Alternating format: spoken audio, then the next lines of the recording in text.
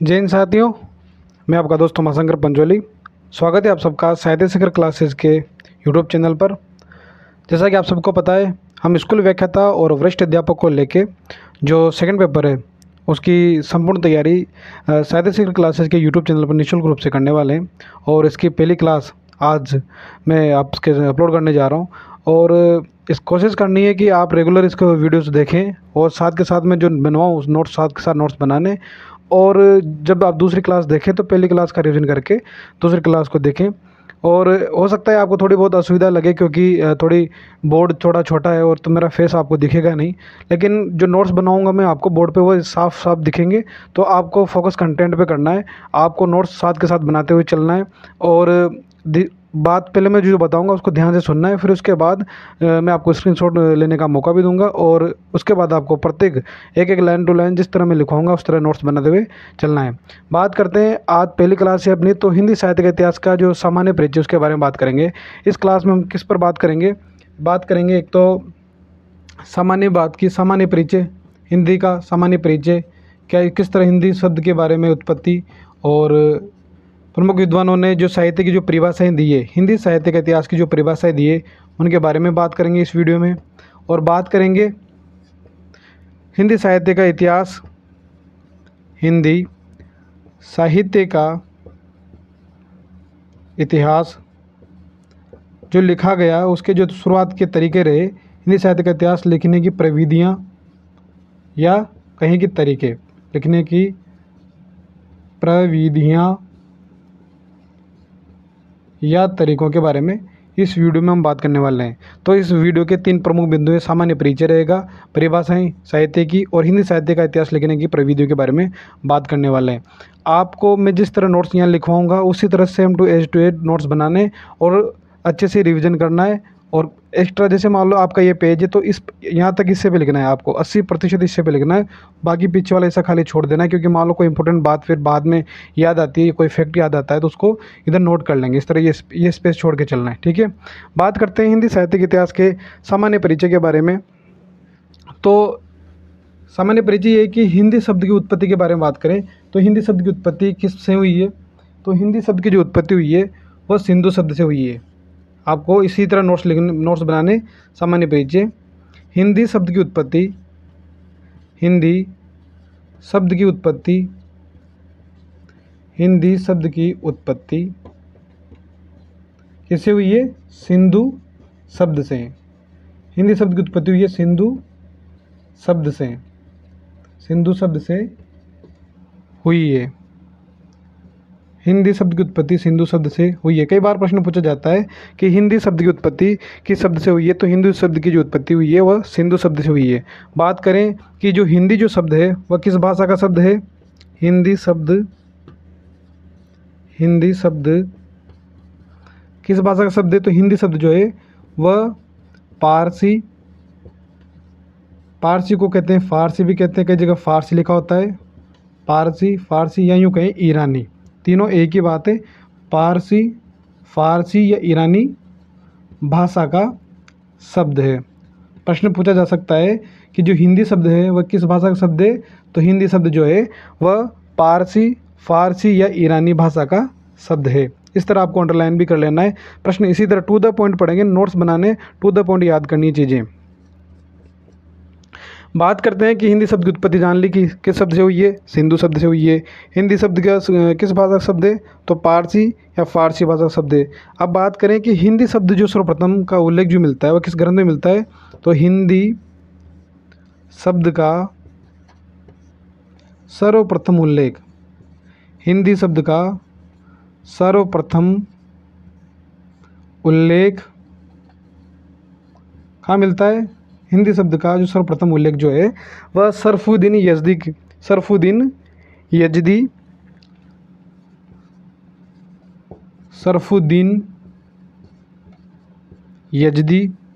इन्होंने एक ग्रंथ लिखा, सरफुद्दीन यजदी ने जफरनामा। सरफुद्दीन यजदी ने एक ग्रंथ लिखा जफरनामा। इस ग्रंथ में जफरनामा, हिंदी शब्द का जो सर्वप्रथम उल्लेख है वो सरफुद्दीन यजदी ने एक ग्रंथ लिखा जफरनामा में मिलता है, ठीक है। प्रश्न बन सकता है कि हिंदी शब्द का उल्लेख सर्वप्रथम किस ग्रंथ में मिलता है? तो सरफुद्दीन यजदी कृत, जिन्होंने मतलब सरफुद्दीन यजदी ने जो ग्रंथ लिखा है जफरनामा, उसमें किसका उल्लेख मिलता है? हिंदी शब्द का उल्लेख मिलता है। अब बात करें कि जो जफरनामा जो रचना है, इस नाम की दो प्रमुख रचनाएं और भी लेखकों ने लिखी है। जफरनामा नाम की जो रचना है और भी दो प्रमुख लेखकों ने लिखी है। एक तो लिखी है सूफी कवि हुए हैं नियामत, सूफी कवि हुए हैं नियामत खान, जिन्हें जान कवि भी कहते हैं। जान कवि, सूफी कवि हुए हैं नियामत खान जान, जिन्हें जान कवि भी कहते हैं। एक तो इन्होंने भी जफरनामा नाम से रचना लिखी है, और एक गुरु गोविंद सिंह जी, जो सिख धर्म के 10वें गुरु थे, गुरु गोविंद सिंह जी ने, गुरु गोविंद सिंह जी ने भी क्या लिखी है? जफरनामा नाम से रचना लिखी है। बात करें जो जान कवि है, ये सूफी कवि थे, और इनके लिए एक प्रश्न बनता है कि सर्वाधिक प्रेमाख्यानक काव्य लिखने वाले सूफी कवि कौन है? तो सर्वाधिक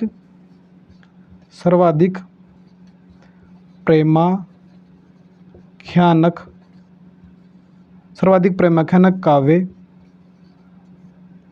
लिखने वाले जो कवि हैं वो जान कवि, सूफी कवि जान कवि हैं। यह प्रश्न कई बार पूछा गया है, इसे ध्यान रखिए। और गुरु गोविंद सिंह जी ने जो जफरनामा जो ग्रंथ लिखा, उसमें क्या है, जो औरंगजेब था, औरंगजेब के जो काली करतूतें थी या उसका धर्मांतरण था, औरंगजेब की काली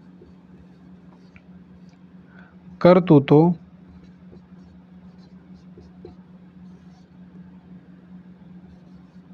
का उल्लेख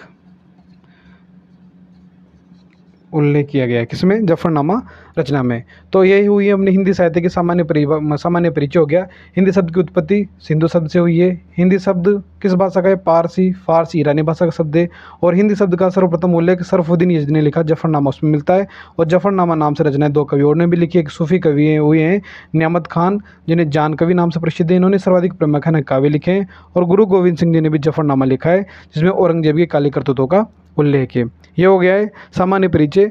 बात करते हैं कि जो हिंदी साहित्य का जो इतिहास है, इतिहास क्यों पढ़ा जा रहा है, क्यों आवश्यकता है पढ़ने की, तो हिंदी साहित्य के इतिहास के बारे में बात करते हैं। और प्रमुख विद्वानों ने हिंदी साहित्य के इतिहास को लेकर क्या क्या परिभाषाएं दी है, और कौन कौन सी परिभाषाएं अति महत्वपूर्ण है जो अब तक एग्जाम में पूछी गई है, उसके बारे में बात करते हैं।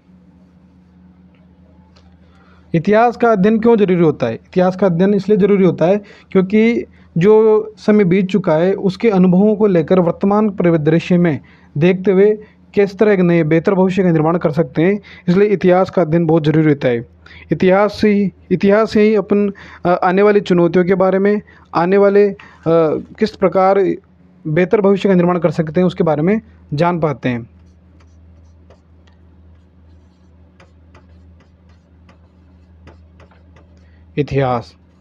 इतिहास का शाब्दिक अर्थ की बात करें, इतिहास का शाब्दिक अर्थ, इतिहास का शाब्दिक अर्थ होता है ऐसा निश्चित रूप से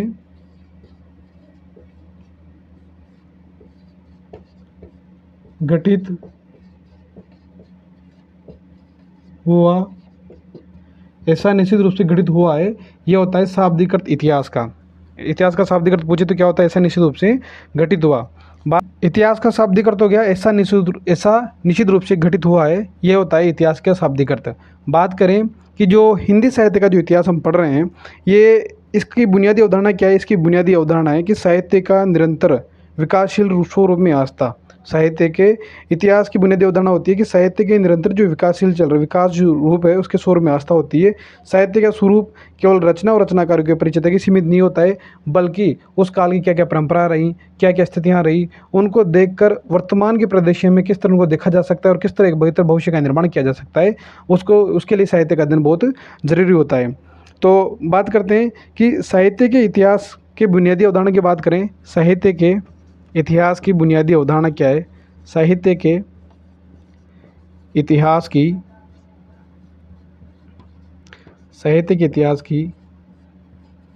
बुनियादी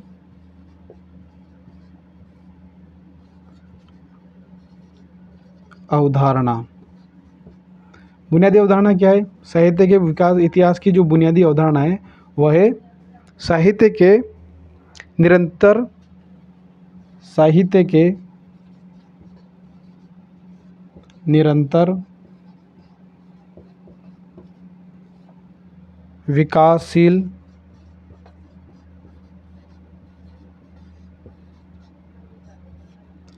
स्वरूप में आस्था।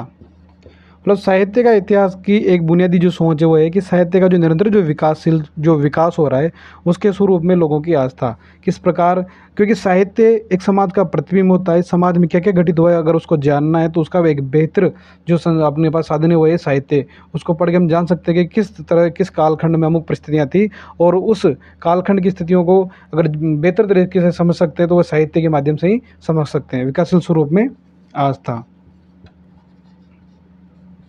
यह है साहित्य के इतिहास की जो एक बुनियादी अवधारणा है। और निष्कर्ष रूप से अगर हम कहें तो साहित्य का इतिहास जो क्या है असल में समाज और साहित्य के गत्यात्मक संबंधों की व्याख्या करता है। इतिहास क्या निष्कर्ष रूप से, अगर निष्कर्ष रूप से हम बात करें, बात करें निष्कर्ष रूप से हम कह सकते हैं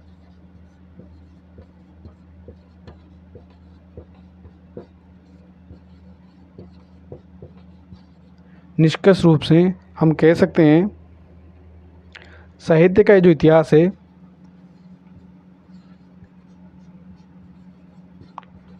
साहित्य का इतिहास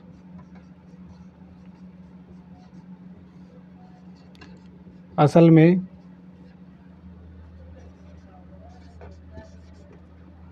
समाज और साहित्य के गत्यात्मक संबंधों की व्याख्या करता है। क्योंकि परिस्थितियाँ एक जैसी नहीं रहती, हर कालखंड में परिस्थितियाँ बदलती रहती है। तो साहित्य क्या करता है कि किस तरह समाज व्याख्या करता है कि किस तरह का समाज था और किस तरह की परिस्थितियाँ थी, उसका एक एक जो बेहतरीन जो व्याख्या करता है वो साहित्य के माध्यम से ही होती है। तो इतिहास का शाब्दिक परिचय हो गया, शाब्दिक अर्थ है कि ऐसा निश्चित रूप से घटित हुआ है। और साहित्य के इतिहास की एक बुनियादी अवधारणा क्या है कि साहित्य के निरंतर विकासशील स्वरूप में आस्था। और निष्कर्ष रूप से हम कहें तो साहित्य का इतिहास क्या है, समाज और साहित्य के गत्यात्मक संबंधों की व्याख्या करता है।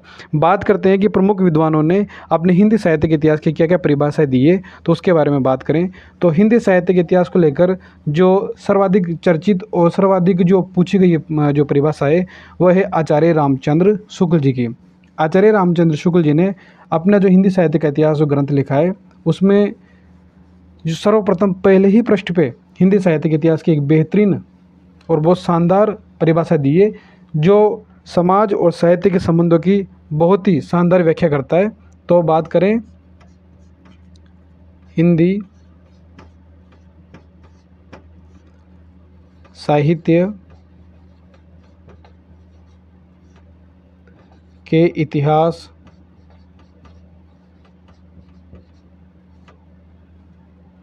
की प्रमुख विद्वानों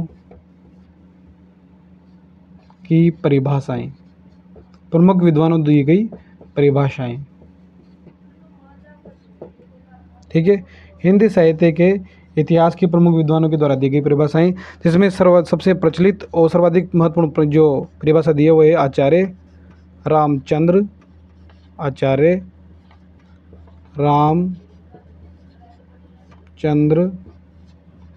शुक्ल आचार्य रामचंद्र शुक्ल जी ने जो परिभाषा दी है वह सर्वाधिक चर्चित और सर्वाधिक एग्जाम में पूछी गई सर्वाधिक जो पूछी जाने वाली परिभाषा है वह इनकी है, आचार्य रामचंद्र शुक्ल जी की। वह कहते हैं कि जबकि प्रत्येक देश का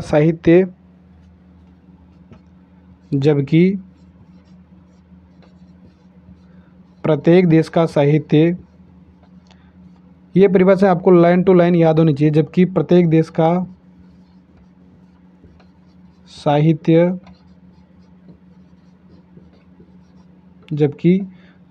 का साहित्य वहाँ की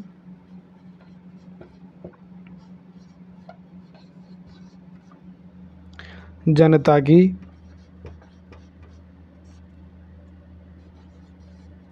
चित्तवृत्ति का वहाँ की जनता की जो चित्तवृत्ति है, जो सोच है वहाँ की जनता की चित्तवृत्ति का संचित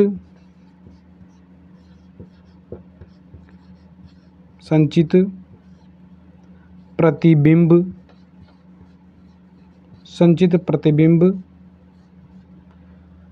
जबकि प्रत्येक देश का साहित्य वहाँ की जनता की चित्तवृत्ति का संचित प्रतिबिंब होता है।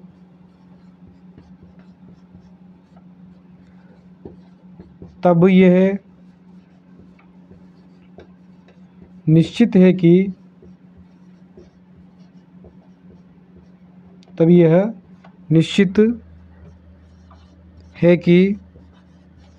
जो जनता की चित्तवृत्तियाँ हैं, जनता की चित्तवृत्ति के तब यह निश्चित है कि जनता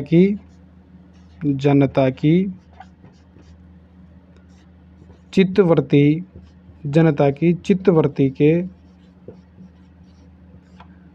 परिवर्तन के साथ साथ जनता की जो चित्तवृत्ति है उसके परिवर्तन, जनता की चित्तवृत्ति के परिवर्तन के साथ साथ जो साहित्य है उसके स्वरूप में भी परिवर्तन आएगा। साथ साथ साहित्य के स्वरूप में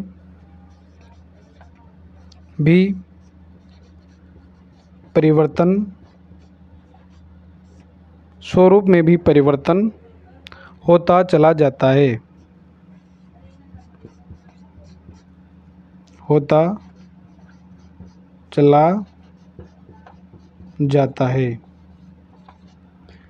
जबकि प्रत्येक देश का साहित्य वहाँ की जनता की चित्तवृत्ति का संचित प्रतिबिंब होता है। तब यह निश्चित है कि जनता की चित्तवृत्ति परिवर्तन के साथ साथ साहित्य के स्वरूप में परिवर्तन होता चला जाता है और आदि से अंत तक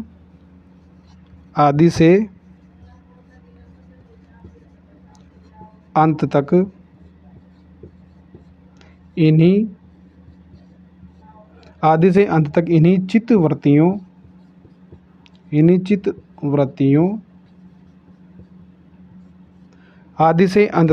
चित्तवृत्तियों की परंपरा को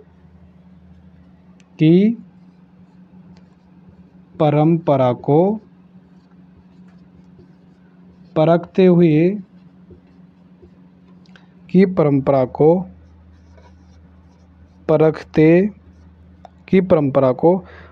हुए जो साहित्य परंपरा है, परंपरा को परखते हुए साहित्य परंपरा के साथ सामंजस्य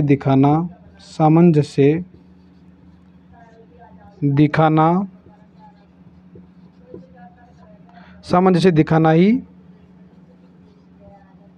क्या कहलाता है? सामंजस्य दिखाना ही साहित्य का इतिहास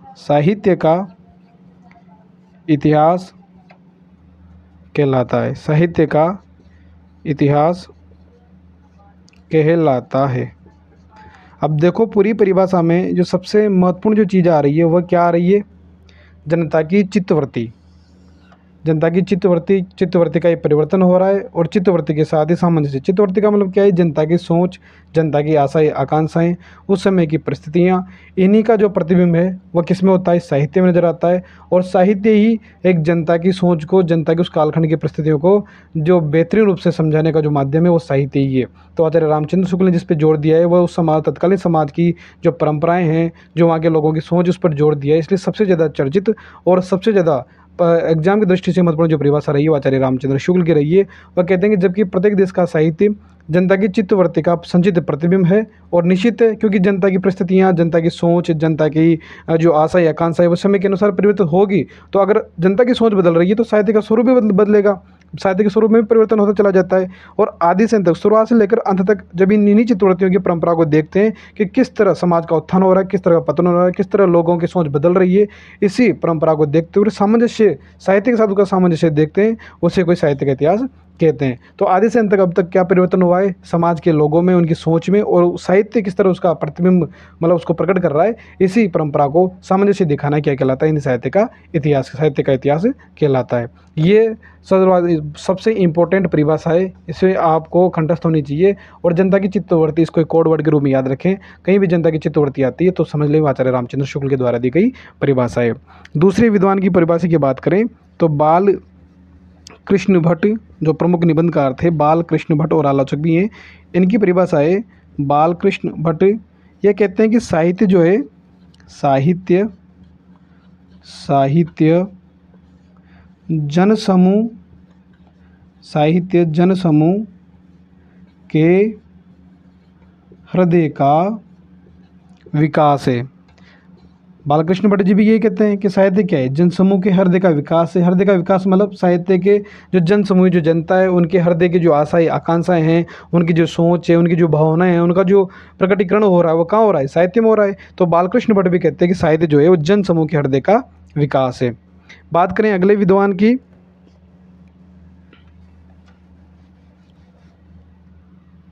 जो प्रमुख विद्वानों ने परिभाषा दी है उसमें हम आचार्य रामचंद्र शुक्ल की परिभाषा देख चुके हैं, बालकृष्ण भट्ट की परिभाषा देख ली। अब देख रहे हैं महावीर प्रसाद द्विवेदी की परिभाषा। यह कहते हैं कि साहित्य जो है, साहित्य ज्ञान राशि का संचित कोश है। साहित्य क्या है, ज्ञान राशि का संचित कोश है। यह परिभाषा किसकी है, महावीर प्रसाद द्विवेदी की। इनके नाम पर ही द्विवेदी युग कालखंड का नामकरण किया गया है। बात करें महावीर प्रसाद द्विवेदी के बाद प्रमुख विद्वान हजारी प्रसाद द्विवेदी, हजारी प्रसाद द्विवेदी, हजारी प्रसाद द्विवेदी जिन्हें व्योमकेश शास्त्री भी कहा जाता है। इनका नाम है व्योमकेश शास्त्री, व्योमकेश शास्त्री। और व्योमकेश के नाम से, व्योमकेश दरवेश के नाम से विश्वनाथ त्रिपाठी जी ने इनकी आत्मकथा भी लिखी है, हजारी प्रसाद द्विवेदी की। तो हजारी प्रसाद द्विवेदी क्या कहते हैं, ये परिभाषा देते हैं कि मनुष्य ही साहित्य का लक्ष्य है, मनुष्य ही साहित्य का लक्ष्य है। यह परिभाषा किसने दी है, ये परिभाषा दी है हजारी प्रसाद द्विवेदी जी ने, मनुष्य ही साहित्य का लक्ष्य है। ये परिभाषा किसने दी है, ये परिभाषा दी है हजारी प्रसाद द्विवेदी जी ने। तो हम 4 विद्वानों की परिभाषा देख चुके हैं, आचार्य रामचंद्र शुक्ल की, बालकृष्ण भट्ट की, महावीर प्रसाद द्विवेदी की और हजारी प्रसाद द्विवेदी की। बात करें अगली परिभाषा विश्वनाथ त्रिपाठी जी की।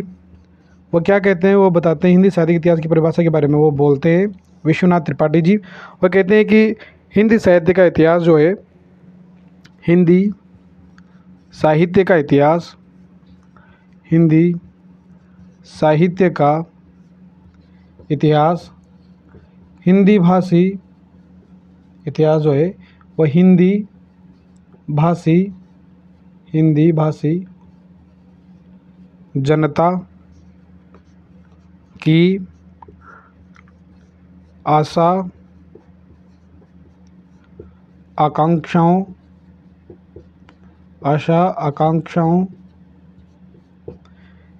सुख दुख उनके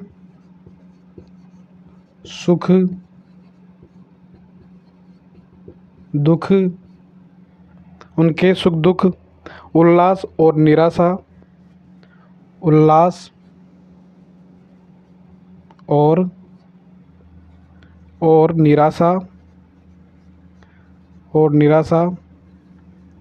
तथा अन्य जो मन की स्थितियाँ हैं, मन स्थितियों का दर्पण है। मन स्थितियों का क्या है, मन स्थितियों का दर्पण है। तो इस प्रकार हम इन विद्वानों की परिभाषा के हिसाब से ये निष्कर्ष रूप से कह सकते हैं कि जो साहित्य और इतिहास है, इसका संबंध क्या है कि मनुष्य के जीवन की जो परंपरा रही है, उसके जो सुख दुख रहे हैं, उसकी जो आशा आकांक्षा रही है, उनका एक प्रतिबिंब जो होता है वो साहित्य होता है। साहित्य के माध्यम से हम जान सकते हैं कि अमुक कालखंड में किस प्रकार की परिस्थितियाँ रही थी और किस प्रकार के वहाँ के लोगों का जीवन था और किस तरह एक समाज का उत्थान हुआ, किस तरह पतन हुआ। तो ये सब अगर जानना है तो उसका सबसे बढ़िया तरीका क्या है, हम वहाँ के साहित्य का अध्ययन करना पढ़ना चाहिए। तो ये अति महत्वपूर्ण परिभाषाएँ थी। अब बात करते हैं हिंदी साहित्य को लिखने की प्रमुख जो तरीके रहे हैं, प्रमुख प्रविधियाँ रही है उसके बारे में। तो हिंदी साहित्य को लिखने के लिए मुख्य रूप से जो 4 तरीके प्रसिद्ध हैं, 4 प्रविधियाँ हैं, उनके बारे में बात करते हैं। और कौन सी प्रविधि किस किस किस प्रविधि में किस लेखक ने लिखा और उस ग्रंथ को, उसके बारे में बात करेंगे। तो हिंदी साहित्य को लिखने की प्रमुख प्रविधियों के बारे में आप साथ के साथ नोट्स बनाते चलें और रिवीजन करते हुए चलें। हिंदी साहित्य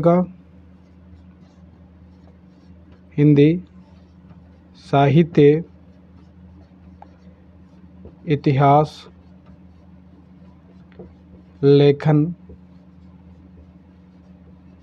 की प्रमुख प्रविधियाँ या तरीके, प्रविधियों को तरीके कह सकते हैं ना, प्रमुख प्रविधियाँ या तरीके। तो हिंदी साहित्य का जो इतिहास है, इसको लिखने के जो है मुख्य रूप से 4 तरीके प्रसिद्ध हैं। कितने तरीके प्रसिद्ध हैं? 4 तरीके प्रसिद्ध हैं। पहला तरीका है वर्णानुक्रम पद्धति। 4 जो प्रविधियाँ तरीके हैं, ये बोलते हैं कि विधि। तो पहली है वर्णानुक्रम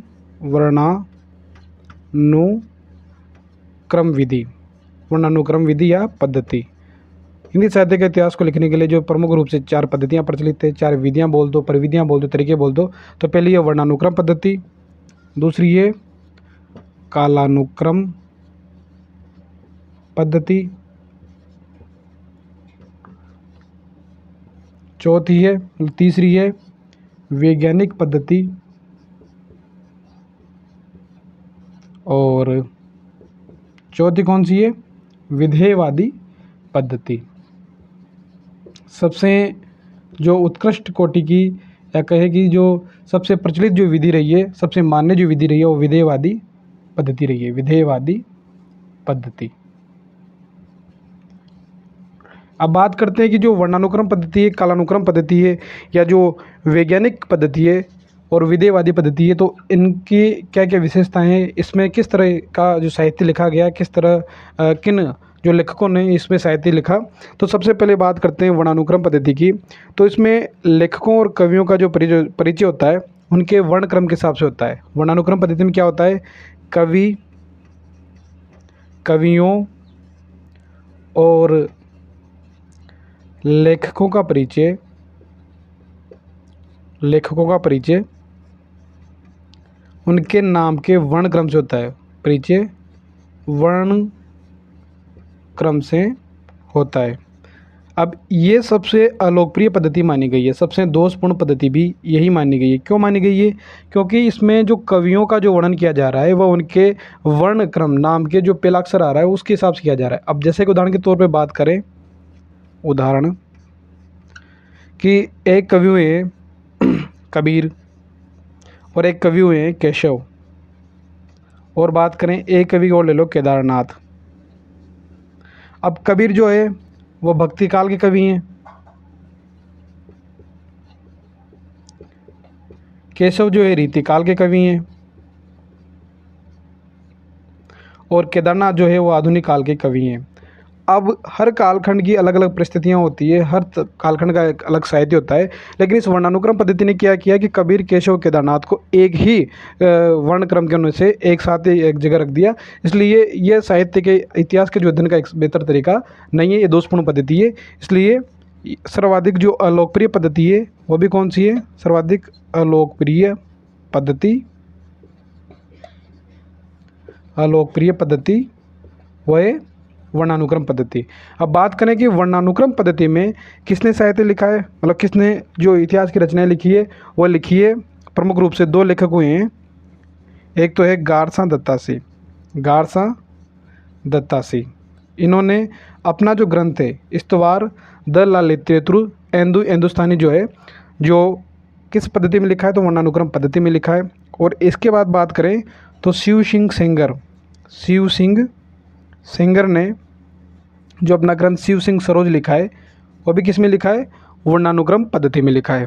ठीक है, तो वर्णानुक्रम पद्धति समझ गए। कवियों और लेखकों का जो परिचय है वह वर्णक्रम से होता है, कबीर केशव केदारनाथ के हिसाब से देख सकते हैं। और सर्वाधिक दोषपूर्ण या अलोकप्रिय पद्धति भी है। और गार्थ दत्तासी जो फ्रांसीसी विद्वान है और शिव सिंह सेंगर, इन दोनों ने वर्णानुक्रम पद्धति में अपना इतिहास ग्रंथ लिखा है। बात करते हैं कालानुक्रम की, तो इसमें क्या होता है, कालानुक्रम पद्धति में कवियों और लेखकों का जो जीवन परिचय होता है, लेखकों का जो वर्णन होता है, वह उनके जन्म क्रम से होता है, उनके जन्म क्रम से होता है। ठीक है, जन्म क्रम से होता है, तो ये एक सही तरीका है। और किस विद्वान ने इसमें लिखा है हिंदी साहित्य का इतिहास, तो लिखा है ग्रियर्सन ने। और दूसरे विद्वान जो है वह है मिस्र बंधुओं ने। इन्होंने जो अपना इतिहास ग्रंथ लिखा वह कालानुक्रम पद्धति में लिखा है। ठीक है, अब बात करते हैं कि जो वैज्ञानिक पद्धति है इसमें किसने लिखा है, तो वैज्ञानिक पद्धति में लिखने वाले जो इतिहास लेखक हैं वह है गणपति चंद्र गुप्त। और वैज्ञानिक पद्धति में इतिहास लिखा जाता है तो उसमें तथ्यों का और जो सही इतिहास है उसके मतलब तटस्थ रूप से इसका पूर्णतः वैज्ञानिक पद्धति पर उल्लेख किया जाता है। तथ्यों का स्पष्ट उल्लेख। बात करते हैं विधेयवादी पद्धति, तो विधेयवादी पद्धति में साहित्य का जो इतिहास लिखा है सर्वाधिक प्रचलित पद्धति है, सर्वाधिक लोकप्रिय पद्धति है, सर्वाधिक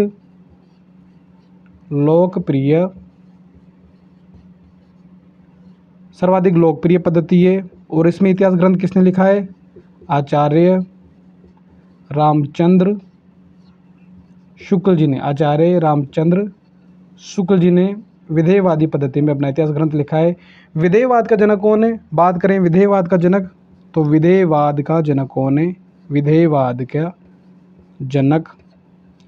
का जनक वह है हिप्पोलाइट तेन।